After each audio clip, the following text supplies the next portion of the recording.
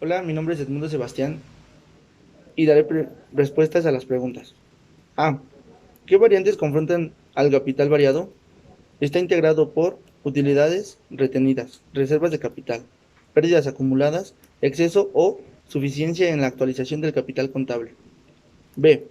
¿Cuál es la relación en cuanto a reservas de capital y los tipos de reservas? Las reservas de capital representan una inversión de las utilidades netas acumuladas en la entidad y creadas por las decisiones de sus propietarios y requerimientos legales. En los tres tipos de reserva legal, reservas estatutarias y reserva voluntaria, se establecen acuerdos para esta división de utilidades.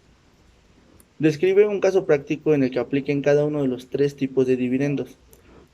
Los dividendos son utilidades que se pagan a los accionistas como retribuciones de su inversión. Se pueden declarar por asamblea de acciones, el cual tienen autoridad para ordenar el pago de dividendos. Si la asamblea decide declarar en un dividendo, se deben tomar medidas para que se pague a los accionistas en determinada fecha. 1. Dividendos en efectivo. Cuando son dividendos en efectivo es el pago en efectivo a los accionistas como retribución de esa inversión. 2. Dividendos en acciones. Buscan que el precio de las acciones de la empresa disminuye al momento que cuando más acciones se emiten a las personas que ya tienen acciones. Dividendos 3. Dividendos en especie. Es cuando los socios o accionistas decretan dividendos a pagas en especie, por ejemplo, un terreno o un activo fijo.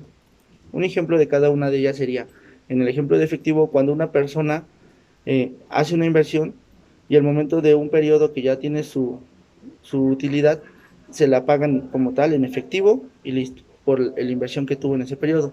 En el tema de acciones es cuando en vez de recibir esa misma persona el dinero en efectivo, decide mejor ser parte de más acciones de la empresa, así disminuye la empresa de acciones, pero él aumenta su crecimiento como accionista. Y la tercera, que sería dividendos en especie, cuando un socio se le paga, pero en vez de efectivo o acciones, ya que no serán emitidas, se les paga con un terreno o con un auto, dependiendo del activo fijo que se llegue al acuerdo con el accionista o que el accionista desee. ¿De qué manera resume las reglas de evaluación del capital ganado?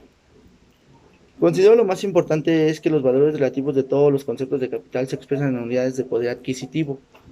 A la fecha, el balance y cuando re- re- reduca capital amortizado de las acciones por importes superiores a su valor nominal. El exceso deberá considerarse como una disminución de capital ganado. ¿Qué asientos contables y cuál es su relevancia? ¿Qué son los asientos contables y cuál es su relevancia? En contabilidad se denomina asiento contable al conjunto de anotaciones o apuntes contables que se hacen en libros de diario de contabilidad. Se realizan con la finalidad de registrar un hecho económico que provoca una modificación cuantitativa o cualitativa en la composición del patrimonio de una empresa y por tanto un movimiento en las cuentas de la misma. ¿Cómo, cómo define la variación del capital contable? El estado financiero El estado financiero que muestra las variaciones de capital contable es una organización de un periodo contable como resultado de las operaciones de las decisiones de los propietarios.